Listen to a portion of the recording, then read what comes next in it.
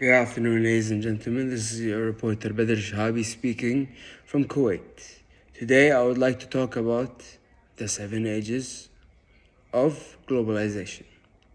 The interplay between geography, technology, and institutions has significantly shaped various chapters of human history.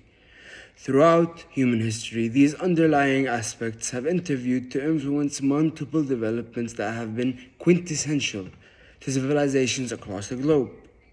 Prospectively, the interplay between geography, technology, and institutions has shaped the interconnectedness of different societies across time and place, subsequently influencing their global interactions, distributions, and holistic human development.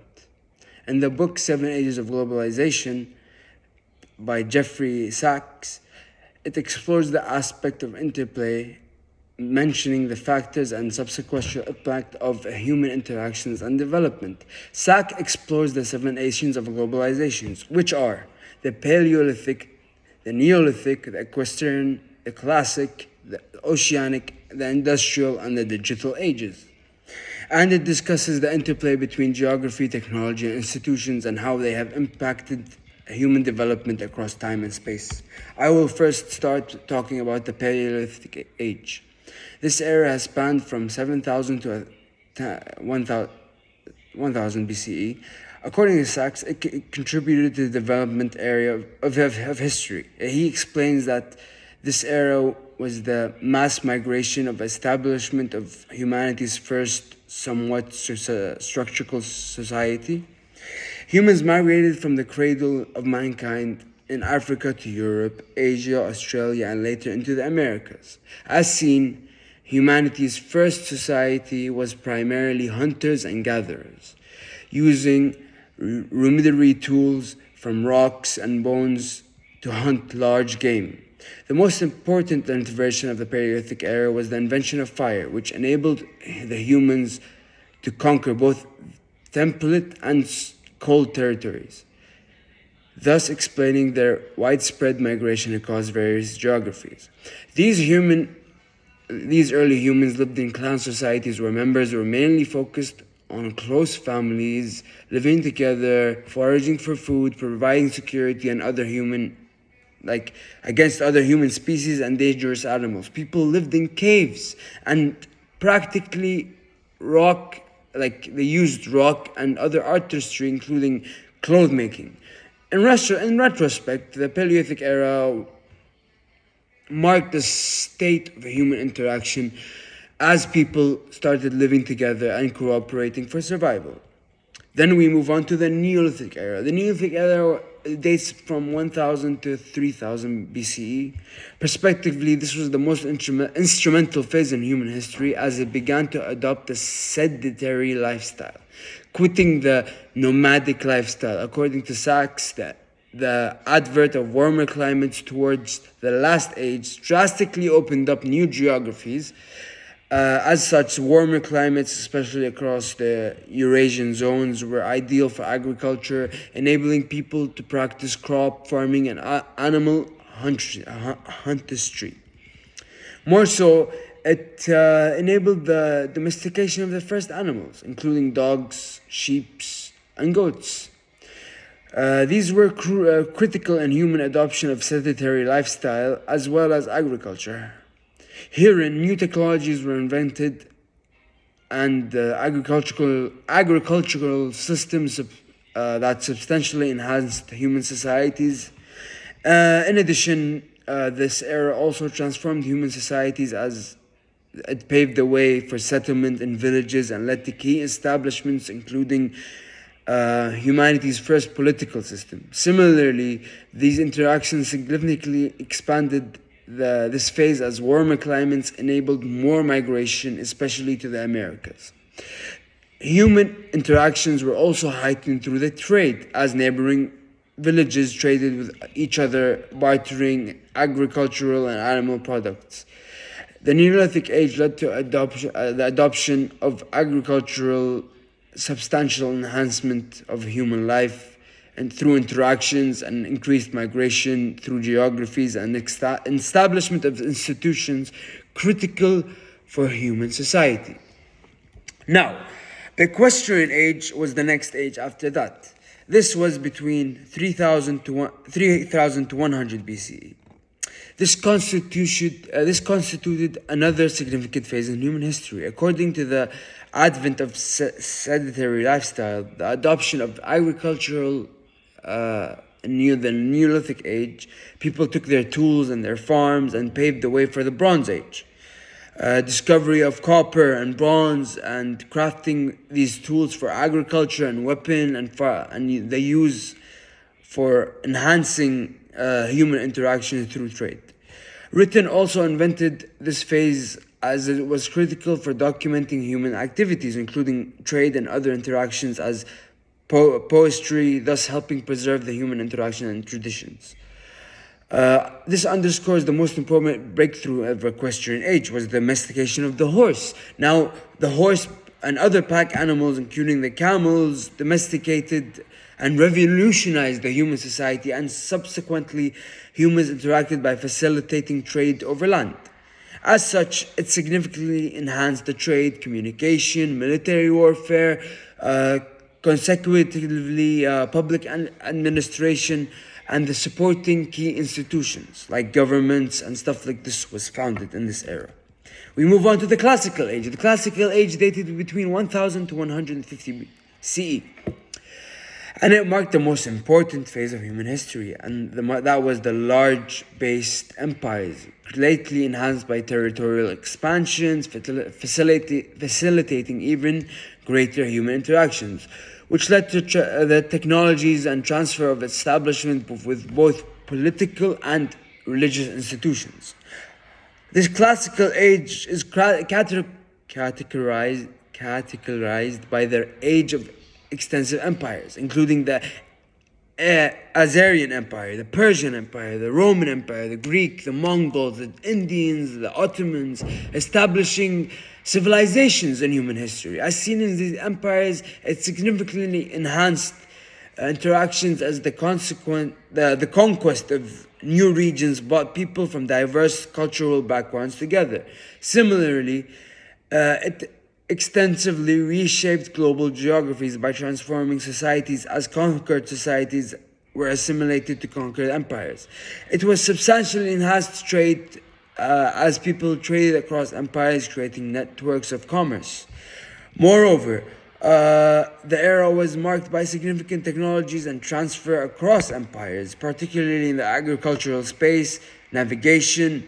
This led to conquest previously inhabiting new geographies. Similar to the classic era, this gave the rise to the first religion, that was Judaism, that brought on Christianity, Islam, Buddhism, among others, and political institutions, as former gave justification for the latter, thus significantly promoting human interaction and development. Then we had the breakthrough, the Oceanic Age, between 1500 to 1800 CE. It's popularly known as the Age of Globalization that opened up the world. According to Sachs, this particular era was possible significant advancements in maritime technology that enabled voyages into new worlds, thus leading to even greater human interactions, especially between Europe and indigenous people of the world. Moreover, Americas and Africa. Notably, the Oceanic Age made empires become transoceanic, with the populations that needed exploiting new territories for raw materials and growing their industries, as well as asserting their military might to become inevitable. As a result, these great empires, particularly the European imperial power, including Great Britain, Portugal, Spain, Germany, Russia, and Ottoman empires, became transoceanic. Now they could move through the sea, exploiting new geographies and spreading their culture, leading to greater human interaction and development. Especially the European powers, they colonized the whole world and exploited the Africans. This led to slavery, enabling the shipment of enslaved Africans through for the mines. As a result, the boom in slavery and consequent agriculture output significantly flourished the transoceanic trade. It became transatlantic trade, actually, resulting in a greater economic development for the European imperialists and opening up the Americas further for economic exploitation. This retrospect, such as transoceanic, significantly transformed the geographies as voyages to the new worlds and new geopolitical and economical landscapes of the region began to merge, significantly impacting the human interactions both positively and negatively. We move on to the Industrial Age. This is dated between 1800 to 2000 CE.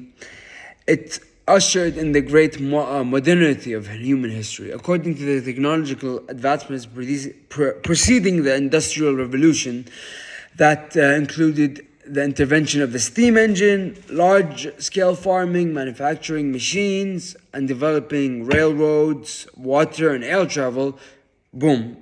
It significantly globalized the world even more, supporting greater human interaction, particularly the steam engine that basically revolutionized industrial production and transportation of goods, enabling the rise of industrial systems where people immigrated to urban centers to find work in rural areas. Accordingly, this gave us the rise of the middle class. So there was a low class and high class. This gave us the middle class. And this middle class defined the economic 20th century. This apparent rise in industrial production following the Industrial Revolution brought upon the rise of superpowers with excellent economies, military might, and political might. As superpowers arise, bilateral and multilateral trade significantly expanded, further promoting global trade.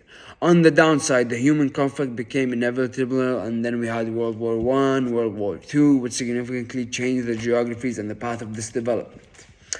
We move on to the Digital Age. The Digital Age is from 2000 to the present, and this basically is the last stage of the 7 Ages, which radically shaped human interactions and development. According to Sachs, the advancements in technologies with the advent of the internet as a precursor, we have resulted in becoming the world's biggest global village, more interconnection than ever before, and supporting greater potential for human interaction and development. The internet has significantly enhanced e-commerce, communication, and socialization. The support and trade of human interaction changed. In addition, advancements in modern technology, including railroads, airplanes, ships, everything just became faster and more intertwined, resulting in more interconnectedness and human interaction between people and various cultural and geographical backgrounds.